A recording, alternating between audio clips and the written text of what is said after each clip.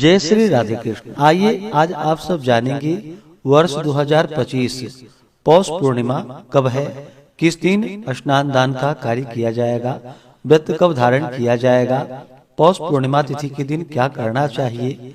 तो आइए जानते हैं इन सबों के बारे में। हिंदू धर्म में प्रत्येक तिथि का, प्रत्येक दिन का अपना अपना विशेष महत्व माना गया है। उसी प्रकार से पौष पूर्णिमा तिथि का अपना विशेष महत्व है। इसे शाकंभरी पूर्णिमा के नाम से भी जाना जाता है। इस दिन जो कि शाकंभरी जयंती मनाई जाती है। प्रत्येक पूर्णिमा तिथि के दिन गंगा स्नान, दान पुण्यों के कार्य करने का विशेष महत्व माना गया है। वहीं पे पौष पूर्णिमा के दिन से ही जो कि माघ स्नान शुरू हो जाता है। भक्तजन जो कि दूर दूर जाकर के तीर्थ क्षेत्रों में, प्रयागराज, हरिद्वार, काशी आदि क्षेत्रों में जो कि कल्पवास करते हैं। इससे व्यक्ति के सभी प्रकार के पाप और ताप नष्ट होते हैं तथा सभी प्रकार के सुख समृद्धि का आशीर्वाद प्राप्त होता है। पौष पूर्णिमा तिथि के दिन इस दिन विशेष प्रकार से गंगा स्नान करनी चाहिए, दान पुण्यों का कार्य करना चाहिए, भगवान विष्णु, माता लक्ष्मी, भगवान भोलेनाथ, माता पार्वती का पूजन करना चाहिए, माता शाकंभरी की पूजा करनी चाहिए, भगवान सत्यनारायण का पूजन व कथा श्रवण करनी चाहिए। जो भी बन सके अपने सामर्थ्य के अनुसार दान पुण्यों का कार्य करना चाहिए। इससे अनंत फलों की प्राप्ति होती है। वर्ष 2025 पौष मास पूर्णिमा तिथि प्रारंभ समय 13 जनवरी 2025 दिन सोमवार सुबह 5:05 और पूर्णिमा तिथि की जो समाप्ति है वह 14 जनवरी 2025 दिन मंगलवार सुबह 3:58 पे पूर्णिमा तिथि की समाप्ति है।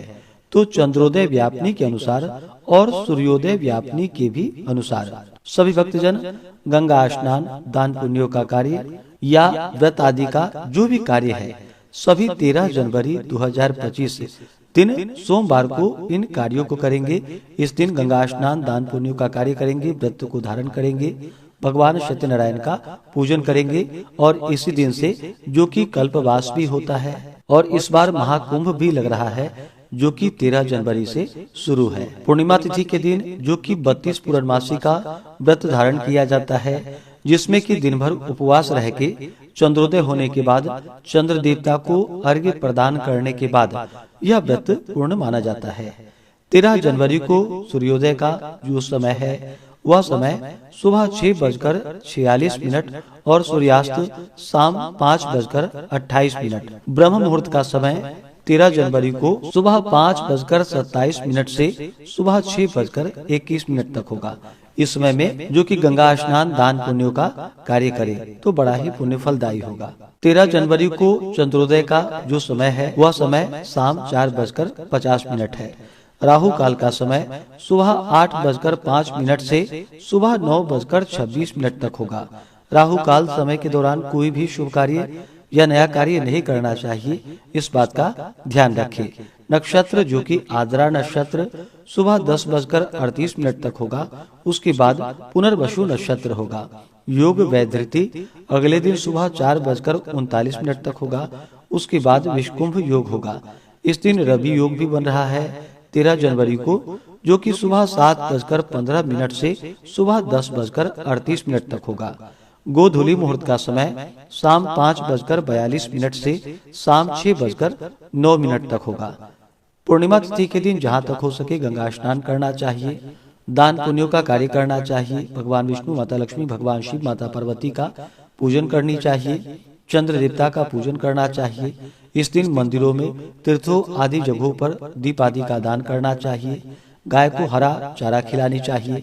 जहाँ तक हो सके अभी सर्दी के मौसम में जो कि गर्म वस्त्रों का दान करना चाहिए। ब्राह्मणों को भोजन करवाना चाहिए, ब्राह्मणों को दान दक्षिणा देनी चाहिए, गरीबों की सहायता करनी चाहिए। इससे अनंत फलों की प्राप्ति होती है।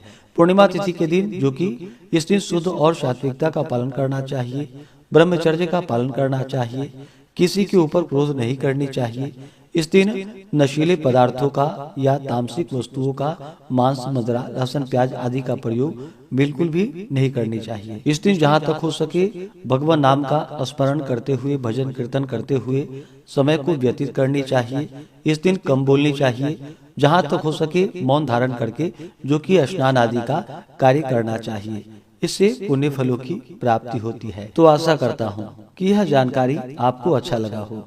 इसी प्रकार से ज्ञानवर्धक जानकारियाँ प्राप्त करते रहने के लिए, व्रत पूजा के बारे में जानने के लिए, कथा को सुनने के लिए चैनल पे अगर आप पहली बार आए हैं तो चैनल को लाल बटन दबा करके सब्सक्राइब करें, साथ में बेल आइकन घंटी को दबाएं ताकि आने वाली वीडियो का नोटिफिकेशन आपको समय से मिलता रहे।